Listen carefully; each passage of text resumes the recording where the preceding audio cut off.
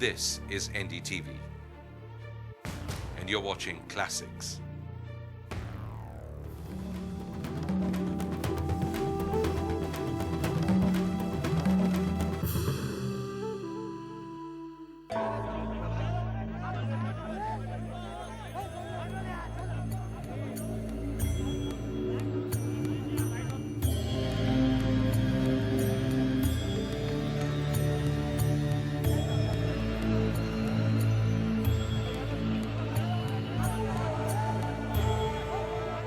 पिछले 14 साल में कुल मिलाकर 90 अपराध हमारे पास दर्ज हुए हैं। किसी भी तरह की बॉम्ब स्फोट या इस तरह की घटनाओं से संबंधित, उनमें से सबसे ज़्यादा वो 93 के घटनाओं से संबंधित बहुत सारे अपराध उस समय हुए थे। उसके बाद कई वर्षों तक कोई बॉम्ब स्फोट तो हुआ नहीं। फिर कुछ छिटफुट घटनाएं हुई 98 और 99 वर्ष में, छोटी मोटी, और फिर 2002-2003 के वर्ष में लगभग 8 महीने के दौरान कई घटनाएं हुई बॉम्ब स्फोट से संबंधित। विशेषकर ये 2002 नवंबर-दिसंबर से लेकर 2003 के अगस्त महीने तक जो घटनाएं हुई वो कम समय में लगातार कई घटनाएं हुई। मुंबई जैसे शहर का वैसे तो आतंकवाद से कोई वास्ता नहीं होना चाहिए। ना यहाँ पे राजनीतिक आंदोलन है कोई, ना विचारधारा की लड़ाई। लेकिन भारत की आर्थिक व्यावसायिक राजधानी होने के नाते ये शहर हमेशा आतंकवादियों की नज़र में रहा है, निशाने पे रहा है। जहाँ मैं हूँ यहाँ पिछले साल बम फटा, कई बेगुनाहों की जानें गईं। जितनी भी आतंकवादी घटनाएं हुई हैं इस शहर में, उनमें कट्टरपंथी इस्लामी तंजीमों का हाथ रहा है। क्या इससे आम मुसलमानों के जीवन में असर पड़ा है? इस हफ्ते हम इसको जांचने की कोशिश करेंगे।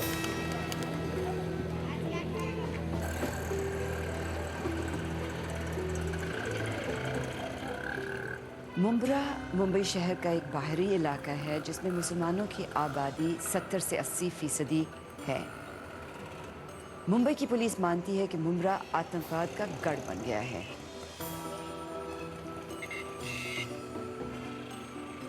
मुंब्रा में आपको ऐसा लगता है कि जानबूझ के सुविधाएं नहीं मिली हैं जो बाकी महाराष्ट्र में मिलती हैं? ये कोई छुपाने वाली बात नहीं है, आप खुद देख सकती हैं। अगर आप थोड़ी सी तकलीफ उठाएं और यहाँ से थोड़ा सा 2-3 किलोमीटर 4 किलोमीटर का फासला है, आप देख लीजिए कि यहाँ की क्या कंडीशन है। आपको क्यों लगता है कि ऐसा है?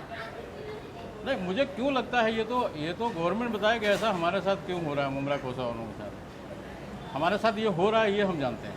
नहीं, पर आप जो अभी कह रहे थे कि ये मुसलमान इलाका है इसलिए। हाँ, ये तो है ही है, मुस्लिम इलाका है। ये हमारा ही कहना नहीं है, बल्कि बहुत सी ONGs जो हैं, ऑर्गेनाइजेशन है, उन्होंने भी ये कहा है कि मुस्लिम इलाका होने की वजह से लापरवाही हो रही है। रोड बनवाना उनका काम है। बिजली पानी का आप बता रहे थे कि बिजली पानी का तो बहुत ही भयंकर मामला है यहाँ पे। कितना घंटा जाती है रोज? कोई समय सीमा नहीं है, कोई समय नहीं है कब चली जाएगी कब आएगी। रोज जाती है? रोज जाती है। हमने पुलिस से सुना है कि यहाँ पे ये दहशतगर्दियों का गढ़ सा बन गया है मुंब्रा।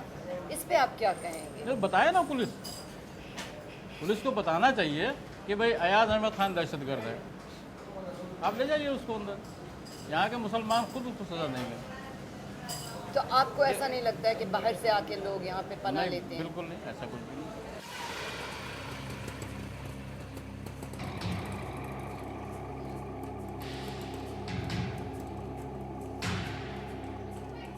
पुलिस वाले कहते हैं कि मुंब्रा में आतंकवादी बहुत हो गए हैं, क्यों गढ़ सा हो गया है दहशतगर्दी। एक लड़की को मार के मुंब्रा को टेररिस्ट घोषित करने का कोशिश तो की थी।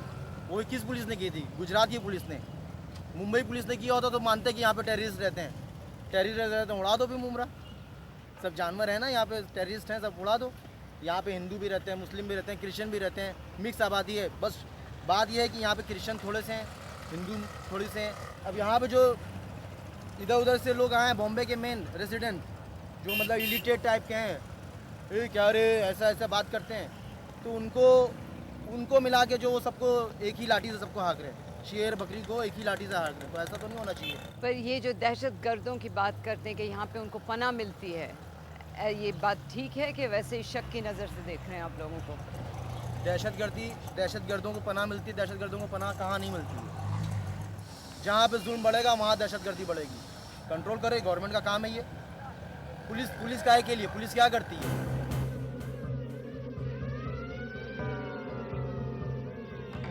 मोहम्मद अफरोज़ को सितंबर 2001 में गिरफ्तार किया गया था और 7 महीने जेल में रखा गया।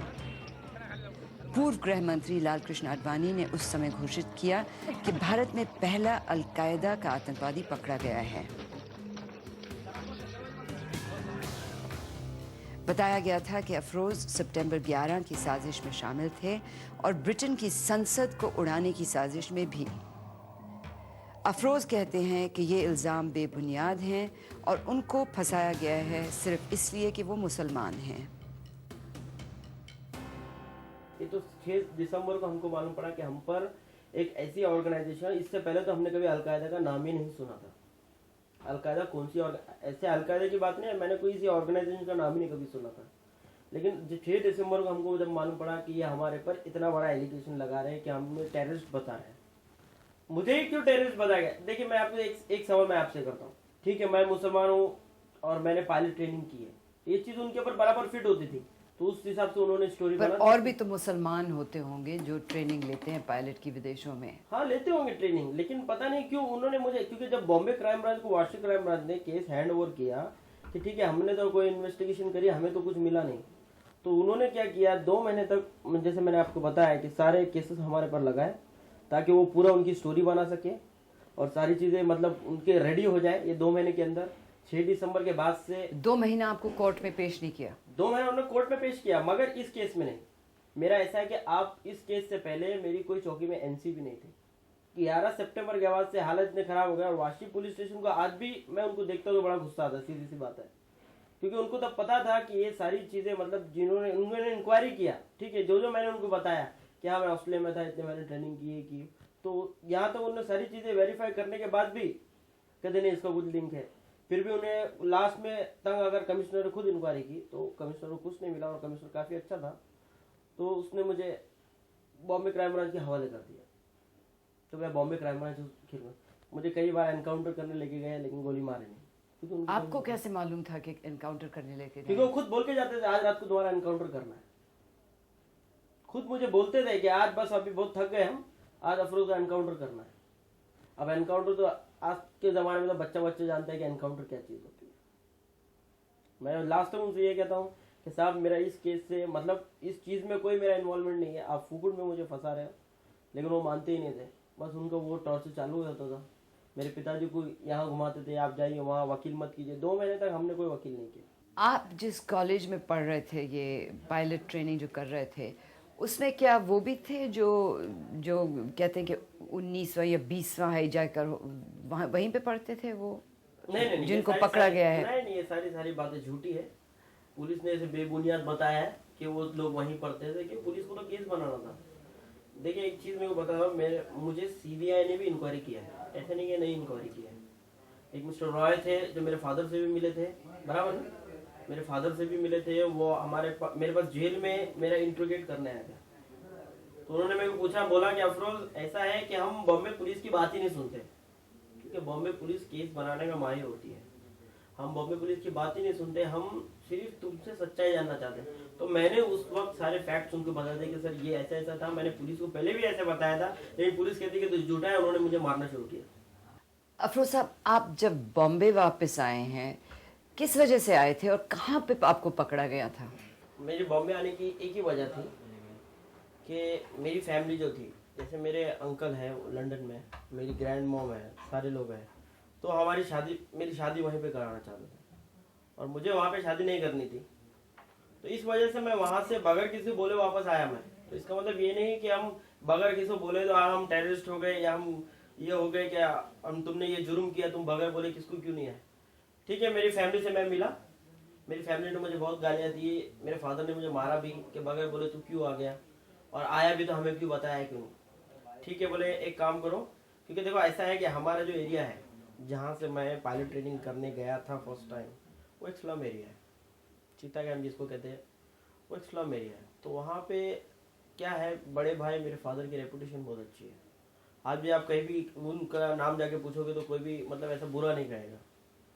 तो मेरे फादर चाहते थे कि मतलब हमारी रेपुटेशन ख़राब ना हो, अभी हम तुम्हें चीता कैंप लेके जाएंगे तो हमारी रेपुटेशन ख़राब होगी, तो इससे अच्छा है कि एक नाइट हम आपको यहाँ पे होटल में रुकाते हैं, दूसरे दिन तुम्हारी लंदन टिकट करा के, मेरे अंकल से उन्होंने बात कर ली थी फ़ोन पे, दूसरे दिन आपकी टिकट करा के आपको वापस भेज देंगे। तो आपको वहाँ पे ट्रेनिंग करना है तो कीजिए, नहीं तो वहीं सेटिंग हो जाइए। ये इनका राय था। लेकिन क्या था, सुबह में जैसे रात को उन्होंने मुझे तो कौन से होटल में ठहरे थे ये आप? होटल अबाउट वाशी के अंदर सेक्टर 9 में है, जहाँ से ये स्टोरी शुरू होती है। जैसे तो रात सुबह में क्या था, पुलिस की रूटीन चेकअप थी कि उनको खबर थी कि कोई रॉबर है जो होटल अबाउट में छुपा हुआ है। तो उनकी रूटीन चेकअप में वो मेरे भी रूम में आ गए, जैसे रूटीन चेकअप नॉर्मली सब लोग उसमें करते हैं। तो पूछा मुझे आप क्या करते हैं, आप कहाँ रहते हैं? मैंने कहा मैं चीता कैंप में रहता हूँ, मैंने पायलट ट्रेनिंग करता हूँ और मुझे वापस लंदन जाना है ट्रेनिंग के लिए। तो क्या नाम है आपका? नाम मोहम्मद अफरोज नाम है। अच्छा ठीक है। उन्होंने क्या किया, 4-5 बजे तक मेरे साथ बातचीत ही करते रहे, बोले अभी तो कुछ छोड़ देंगे, बोले बस हो गया, हमारा को क्या है, हमारा को क्या करना है। फिर उन्होंने मुझे 8 बजे उनके बेलापुर हेड ऑफिस में लेके गए। वहाँ से उन्होंने जो मेरे साथ मारम तोड़ी जो भी है, एक दिन तक तो मुझे मारा नहीं, सीधी सी बात है, एक दिन तक तो मुझे मारा नहीं। उसके दूसरे दिन उन्होंने मुझे इतना मारा, रात को ऐसे गुप्त स्थानों पर लेके जाते थे जो मुझे आज तक भी पता नहीं होगी, मुंह पे कपड़ा डाल के या पट्टी बांध कर आंखों पर। मुझे इतना मारा, सारे कपड़े उतार दिए, एसी रात भर शुरू किया और मेरे सारे कपड़े उतार दिए। मुझे एक ही रूम में एसी में इतना ठंडे में बिठा दिया, जब सुबह मैं हाथ धोता हूँ तो मेरे हाथ के चमड़े सारे निकल जाते हैं। इतना बेकार मुझे टॉर्चर किया। कहते कि नहीं तुम्हारा कोई लिंक है तो कोई गैंगस्टर से है।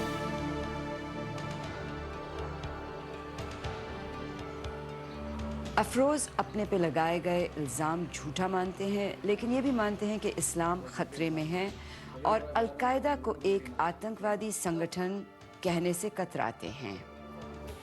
इंटरव्यू के दौरान उनके एक दोस्त ने हमारे सवालों को मुस्लिम विरोधी बताया। अगर बाकी दुनिया में जितने भी दहशतगर्द हैं वो फ़िलहाल मुस्लिम हैं, तो यहाँ पे भी वो शक की नज़र से पुलिस देखेगी कि नहीं मुसलमानों को? हाँ ठीक, देखो ऐसा है कि पुलिस आज टारगेट बनाती किसी को है, मुसलमानों को। ठीक है, वो वहां पे कर रहे हैं, भुगतना हमको पड़ रहा है, वो कर रहे हैं वहां पे। आप कह रहे हो कि उन्होंने 11 सितंबर को भुगतना हमें पड़ रहा है, हम तो एक आम नागरिक है। लश्कर तैयबा है, हिज़्बुल मुजाहिदीन है, ये आपकी नज़र में दहशतगर्दी तंजीमें हैं कि आज़ादी की लड़ाई लड़ रही हैं? ये उल्फा है, अक्सर नक्सलाइट, ये सब क्या, उसके बारे में पूछना चाहिए ना आपको। खाली तुम आपकी बातों से लगता है तुम एंटी मुस्लिम हो, बात सिर्फ मुसलमानों के खिलाफ ही कर रहे हो। मुसलमानों के खिलाफ ही बात उल्फा क्या करे उन्होंने, उनके बारे में आज तक हमने हाईलाइट किया कुछ मीडिया पे?